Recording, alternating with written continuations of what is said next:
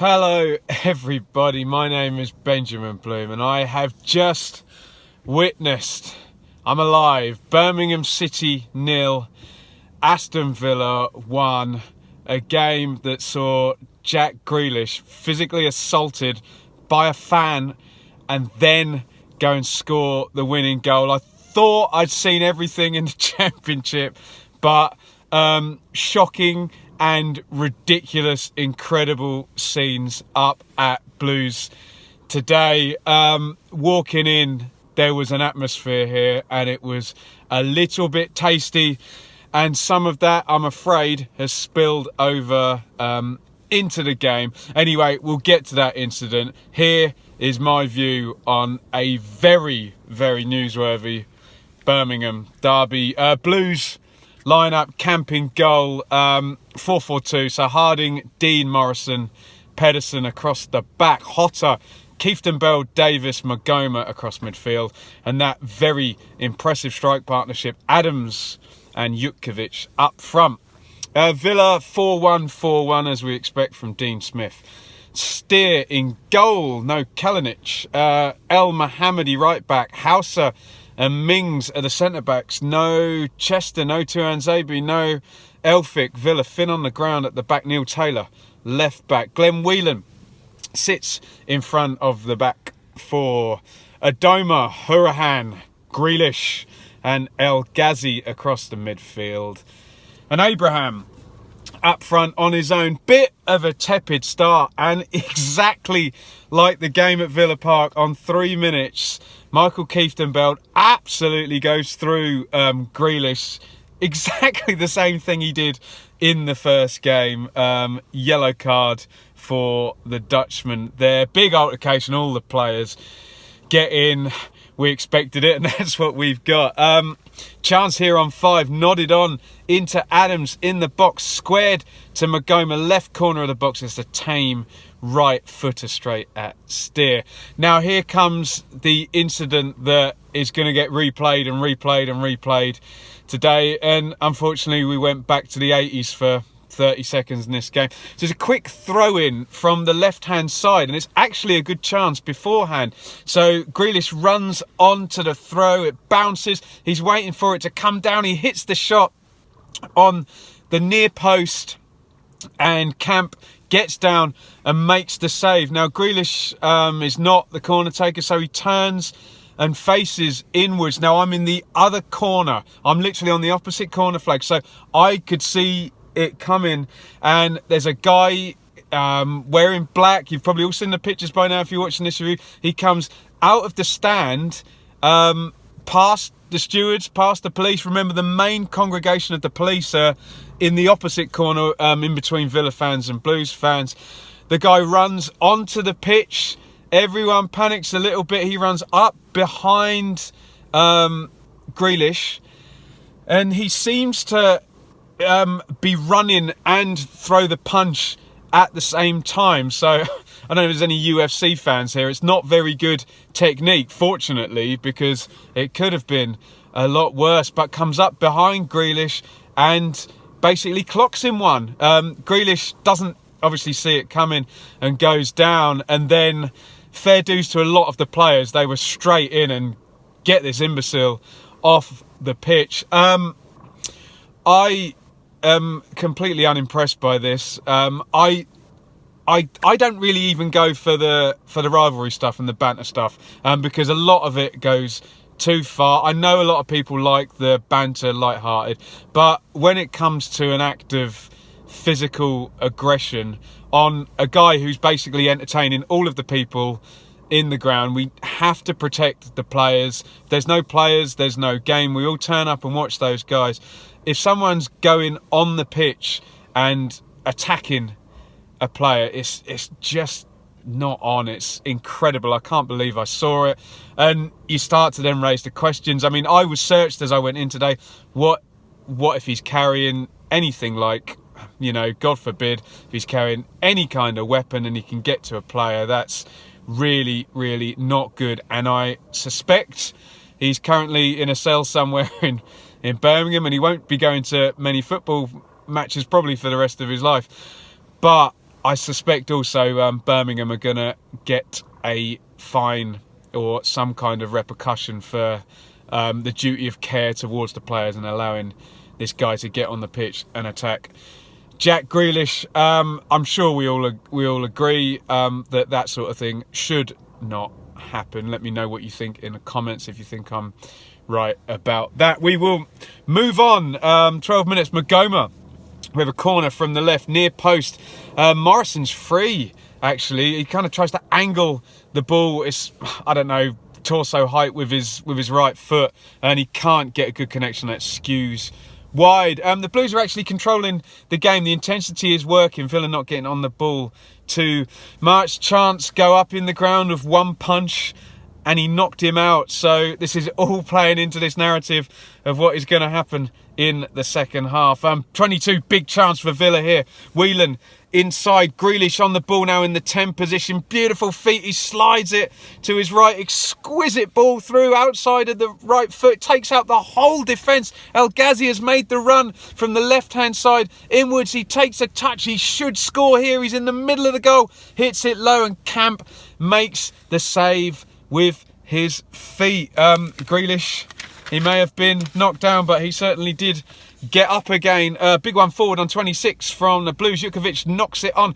Adams chases it. It's a difficult chance on the half volley. He's well marshalled by Mings, and it's kind of scuffed wide. There on 30, another chance for Villa now. They're not having that much of the territory, but they have a bit of extra quality in the final third here.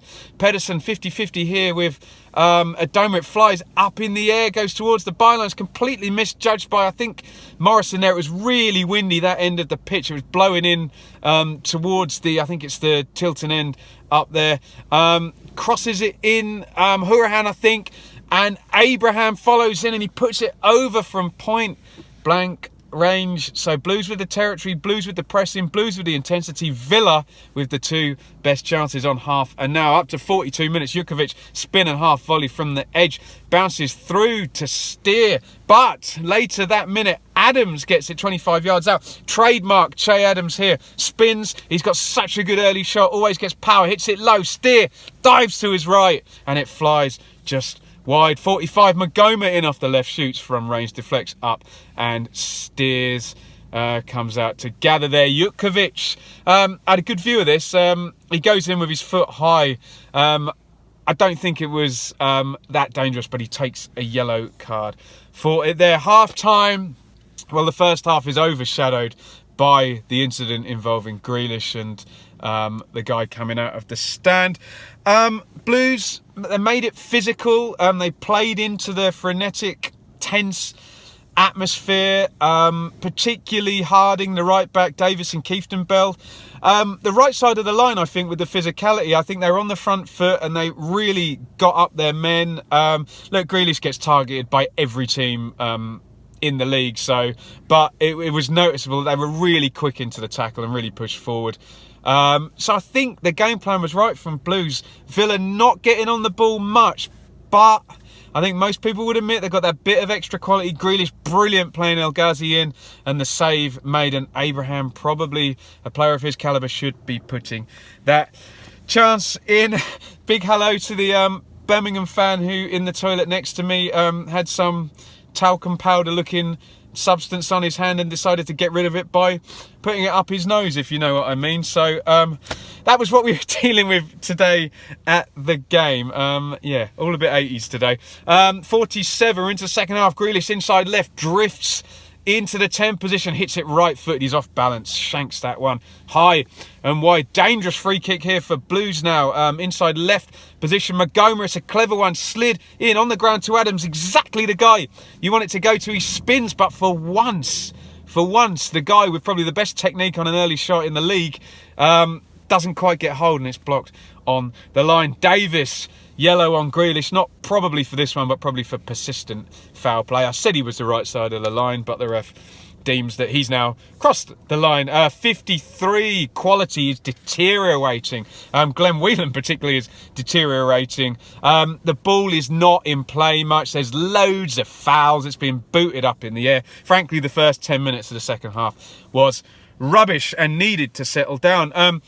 Mrabti, I think I'm pronouncing that right, the Birmingham right winger sub, comes on for Hotter. Hotter quite wasn't his time of physical game. Hotter needs time, space on the ball, and he's a great player, but sometimes you wonder when Birmingham play direct, does he kind of get missed out and his qualities get overlooked? I know they have to cut cloth according to their spend here, but certainly a very good player, Hotter, and not at his best today. 59, big goal kick here, wind assisted. Jutkovic spins and shoots wide, bit of a kind of, not really a half chance, quarter chance. 60, scary moment for Hauser here. It goes long again, struggling with the wind here. He makes a right pig's ear of this on the ground. Adams nicks it off him and he pulls him down for a yellow card. Right, here is the key moment of the game. Everyone's going to say Jack Grealish was the key man, and of course he was the key man, but on comes John McGinn. And this guy is actually the reason that the game swings in Villa's favour. So McGinn comes in, he comes on for Whelan, but he comes into Hourihan's position, and Hourihan drops into the playmaker, the deep line playmaker position. And Green comes on for Adoma at the same time. And what McGinn is about to do is increase the level of quality in the Villa midfield, the level of composure, twofold basically. As soon as he comes on, they weren't getting hold of it, and this is the change that really you Villa fans have got to credit Smith here for turning the game in Villa's favour, just turning that switch, and McGinn I think is responsible for it. Straight away it's a huge chance. He gets on the ball quickly. McGinn, he's got quality, he's got good movement, low centre of gravity, and he's tough Scotsman. He gets it out wide. It's then worked into Grealish, into the box. Grealish drives. He's got such brilliant close control. He takes it to the byline. He cuts back the cross. It's a diving header from Green, who's just come on. What a first involvement that would be. It's heading into the goal. Camp is beaten, but Harding blocks the goal-bound header. And there swings the pendulum in this game. Goodness me. In the next phase even as well, it's worked to the far post, and Abraham goes in 50-50 with Camp, and he puts it just wide. The pendulum swings because on 67 minutes, the most predictable narrative goal you could ever imagine in a game of football, here comes Jack Grealish. They've just got into the game. McGinn is now making them tick in the midfield. It's out wide to Neil Taylor, who's got forward.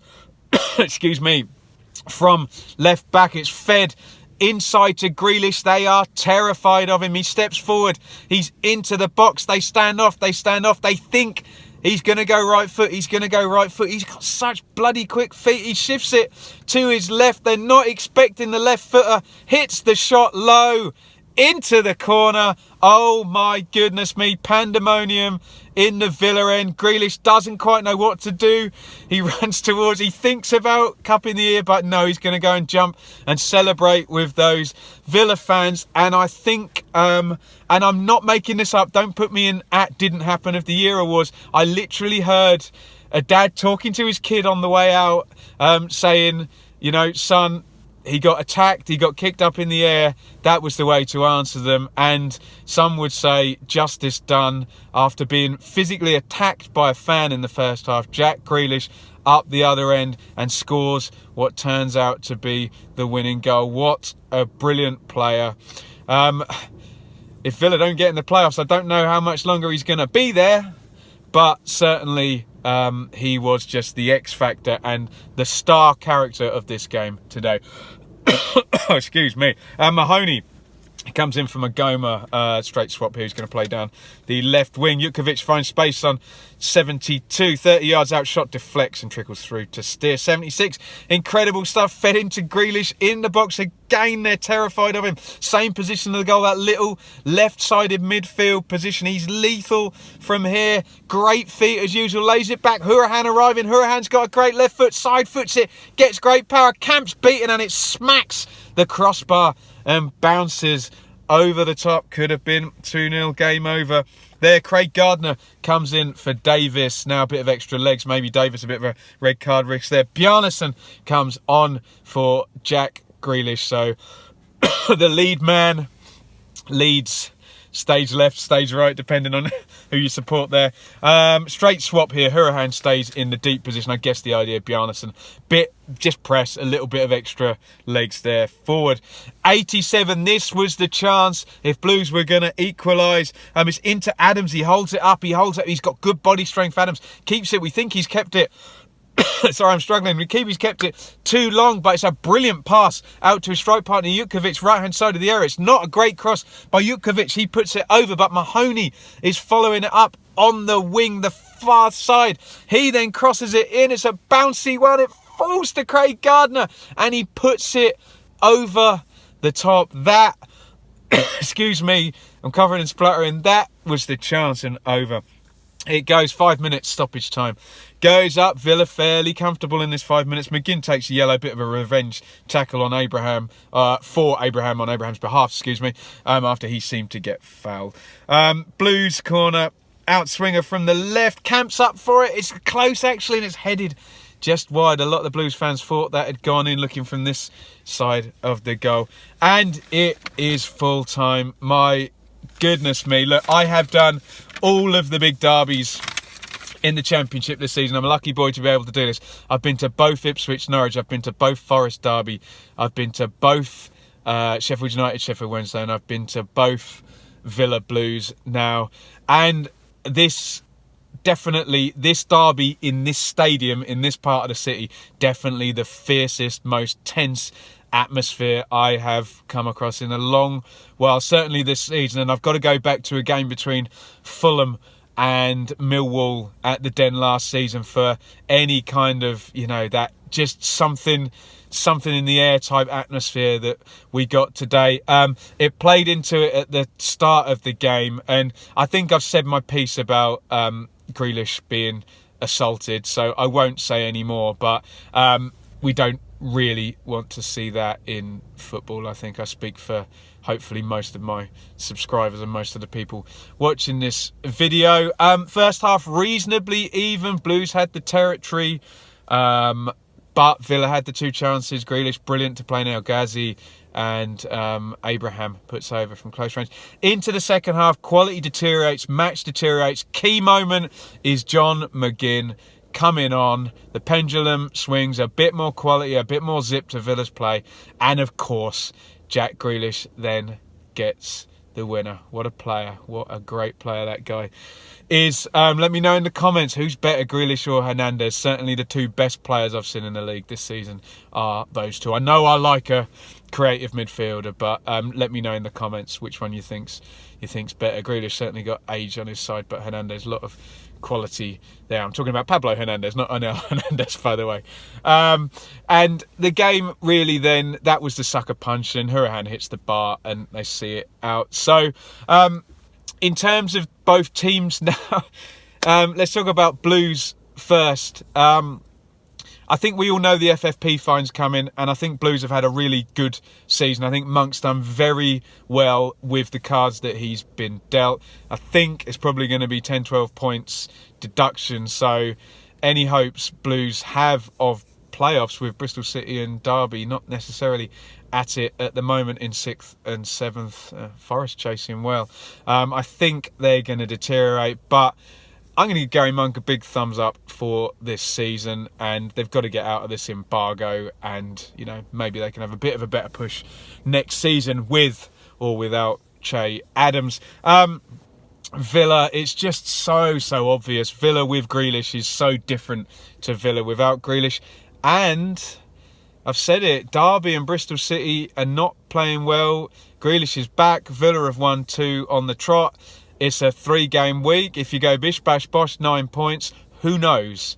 Who knows? All I'm saying is there's hardly a queue of quality teams, vying for that 6th spot. Everyone inconsistent there. Forest, Derby, Bristol City, everybody is inconsistent. So they could, they could do it. It would take a hell of a run, but that will probably be the expectation. Now Jack is back and Villa have won the last 2 and not conceded a goal either. Other than that, I just think the game's going to be a little bit remembered for the Jack Grealish show. But I think you've just got to look at John McGinn just coming in. That was a real vital moment. I'm going to shut up now. If you're a Blues fan, let me know what you think in the comments. If you're a Villa fan, any supporter, in fact, give me your opinions in the comments. Loads of good stuff coming up this week, so hit the thumbs up button. Well worth hitting the subscribe button too. I'll be at Bristol City Ipswich on Tuesday night, probably full championship review tomorrow night on the live stream as well. Follow me on Twitter at Benjamin Bloom. I have been watching the Jack Grealish show. Thank you for watching the channel, and see you very soon.